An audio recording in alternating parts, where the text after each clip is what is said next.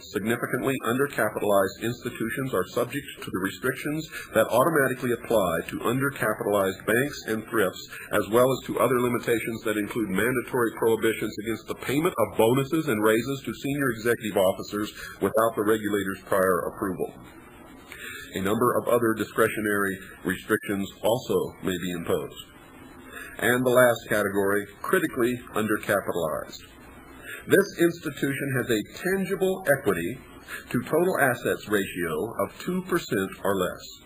Tangible equity is a newly defined term to be used only for determining which institutions are critically undercapitalized. Tangible equity combines elements of core capital, such as common equity capital, and cumulative perpetual preferred stock minus all intangible assets except for limited amounts of purchased mortgage servicing rights. Critically undercapitalized institutions are subject to the restrictions that apply to undercapitalized and significantly undercapitalized institutions, as well as to other prohibitions that the F.D.I.C has been given authority to enforce as the insurer of deposits. At a minimum, any critically undercapitalized institution, regardless of its primary federal regulator, must receive prior written approval from the F.D.I.C before it can take actions that include the following: engaging in any material transactions other than in the usual course of business, extending credit for highly leveraged transactions, or HLTs, amending its charter or bylaws, making any material changes in accounting methods, engaging in certain transactions with affiliates, paying excessive compensation or bonuses, or paying above market interest rates on deposits. Under F.D.I.C.I.A., a critically undercapitalized institution generally is prevented from paying principal and interest on its subordinated debt and will be placed in conservatorship or receivership if its capital level is not increased within a prescribed time limit.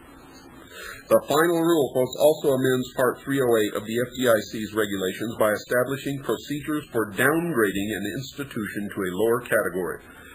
For example, the restrictions for undercapitalized institutions may be applied to an institution that meets minimum capital requirements, but otherwise is in less than satisfactory condition, such as one that has significant asset quality problems. The final rule also includes procedures for issuing and contesting prompt corrective action directives. Such directives include those from the F.D.I.C requiring an institution to dismiss directors and senior executive officers. In other words, folks, what they have just said is that a bank that is initially categorized as well capitalized or adequately capitalized could be downgraded to critically undercapitalized if it falls into the last subgroup of A, B, or C.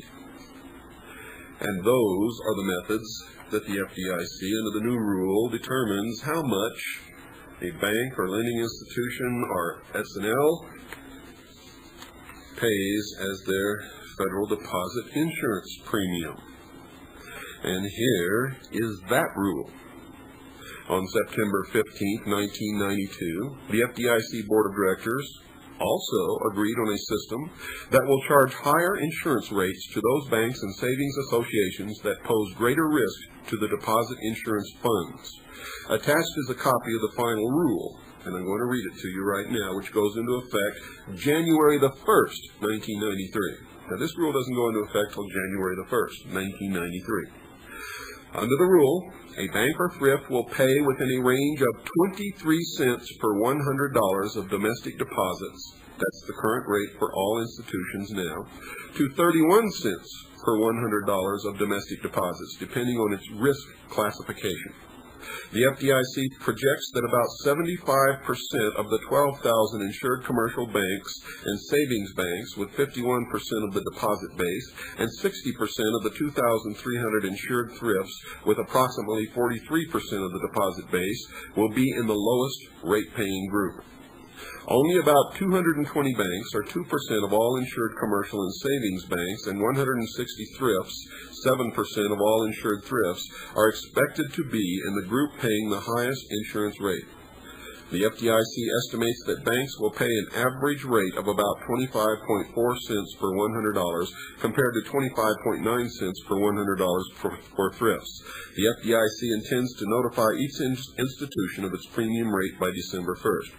This is an admission, folks, that there are 220 banks that are so undercapitalized that they are in the highest risk category and will pay the highest insurance premium for their F.D.I.C. coverage, and 160 thrifts. So that's 380 financial institutions right off the bat that we know by the admission of the F.D.I.C. in their own memo. I'm reading from an F.D.I.C. memo, folks, that was sent to the Chief Executive Officer on October the 7th, 1992.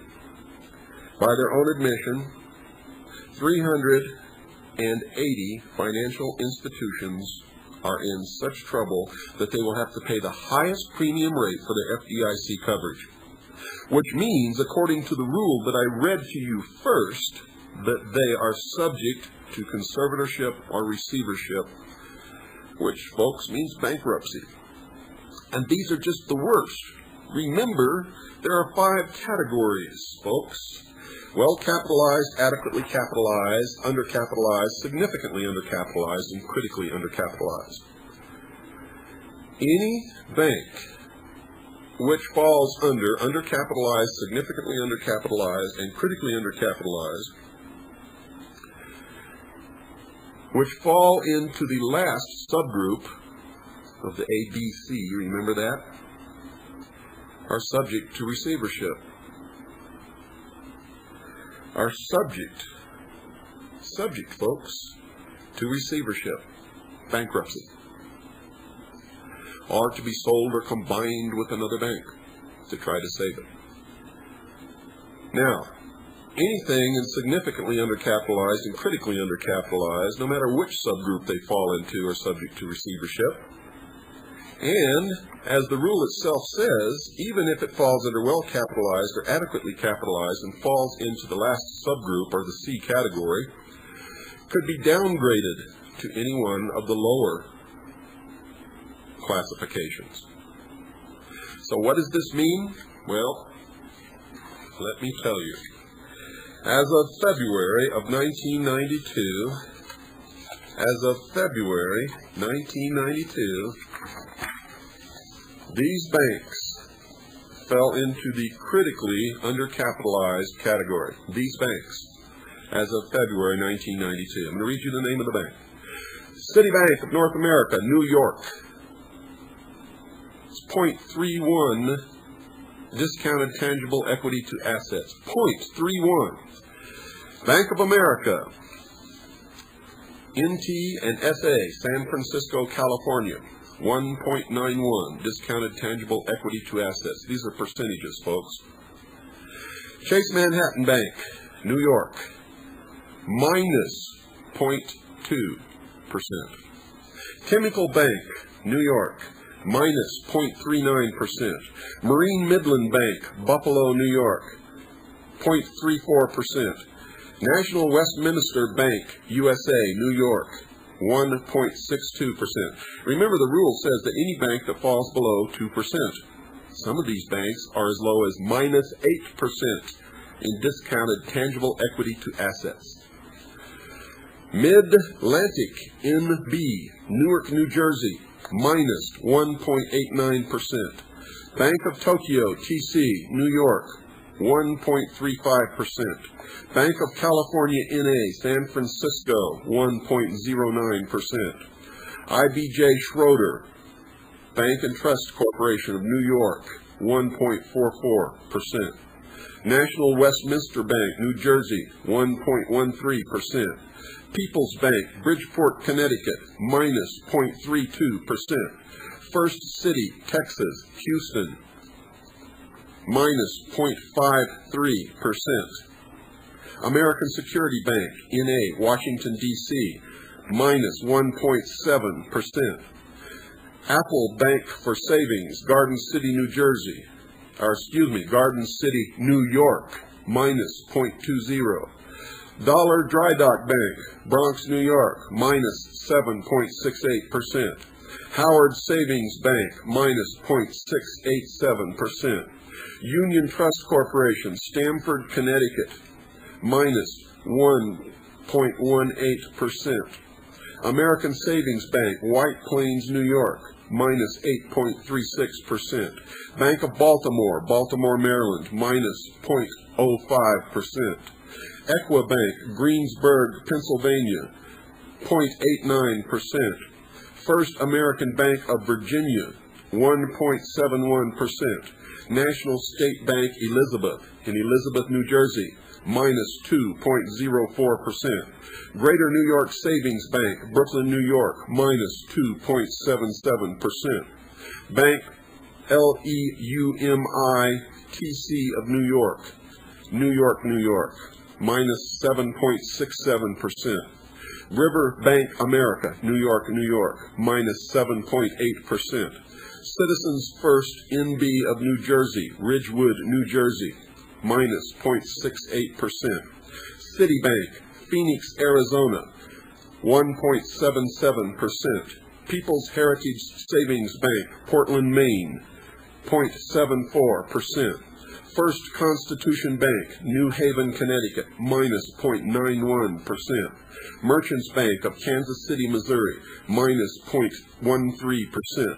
Northside Saving Bank of New York, New York, 1.76%. First NH Bank, Concord, New Hampshire, that's the First New Hampshire Bank, Concord, New Hampshire, 1.32%. Bay Bank, Harvard Trust Corporation, Cambridge, Massachusetts, 1.28%. Heritage Bank for Savings, Holyoke, Massachusetts, minus 2.93%. New England Savings Bank, New London, Connecticut, minus 3.81%. Springfield Institute for Savings, Springfield, Massachusetts, 1.93%. Now, folks, what I'm telling you here is these banks are in deep trouble and are certain to either be combined with another bank to try to save it or to go right into receivership and disappear into the realms of that never land called bankruptcy. Bankruptcy. This, folks, is serious. These are just the worst. Just the worst. This isn't all of the banks that are in trouble. Just the very worst that we've been able to identify as of February 1992. How many of you knew that there are fraudulent or renegade banks operating in this country? Banks that aren't banks, that aren't covered by anything, and you've got your money in them. Well, there are too many of those to list or to name on this program.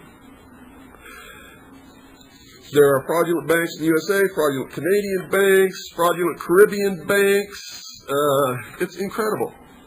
Those will all be listed in the next edition of the CAGI newsletter. Those of you who aren't getting it, you need to join CAGI. $45. $45 is your membership fee. Folks, you get a lot of other benefits. You can call Stan Barrington and ask him to tell you what they are over the phone. Or you can write and he'll send you a package of information and you can see what the benefits of joining CAGI are. But if you'd like to join, or if you'd like to send for a packet of information, send $45 or send your request to William Cooper, P.O. Box 3299, Camp Verde, Arizona, 86322. That's William Cooper, P.O. Box 3299, Camp Verde, Arizona, 86322. I'll give you that address again later in the program. If you want to call Stan, it's 602-567-6109. That's 602-567-6109. Remember, don't listen to this program without a pencil and paper by your side. It's time to take a little break, folks, so don't go away. Don't change your dial. We will be back after this brief pause. Well, there you have it. Folks, remember, I predicted that all of the things that are happening would happen, and I predicted these years ago. In fact, I named the exact month that this current, they call it a recession, but it's really a depression. I named the exact month that it would start. I predicted that it would go right in, and by the third quarter of '93, the entire world would be in the throes of a